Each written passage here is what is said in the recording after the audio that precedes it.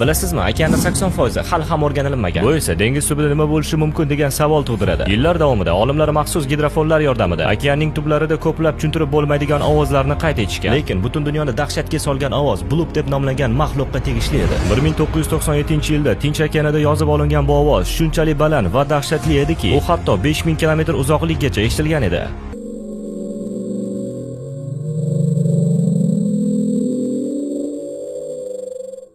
Avvaliga odamlar buni ulkan kit deb o'ylashgan edi, lekin bu ovoz aniqlik bilan aytamanki, kitga tegishli emas. Chunki hatto eng katta kitni ham tarixda ovozi 5000 kilometrgacha tarqamagan. Bu ovoz kitdan ancha ulkanroq va dahshatliroq nimadirga tegishli edi. Eng dahshatlisi esa bu ovoz bir necha marta yozib olingan va bu maxluqqa Bloop degan nom berishdi. Lekin keyinchalik olimlar bu dahshatli ovozda ulkan muz sinib hosil qilgan tovush deb aytishdi. Lekin bu ovoz tirik jonzotnikiga o'xshaydi. Siz-chi nima deb o'ylaysiz? Balki olimlar bizdan biz bilishimiz kerak bo'lmagan dahshatli sirni yashirayotgandir. Yoki bu ovoz haqiqatan ham tabiiy muz bo'laklaridan chiqqan ovozdir. O'z fikringizni izohlarda kutaman. Video yoqqan bo'lsa, bizni qo'llab-quvvatlash uchun like, podpiskani o'zi yetadi. Katta rahmat.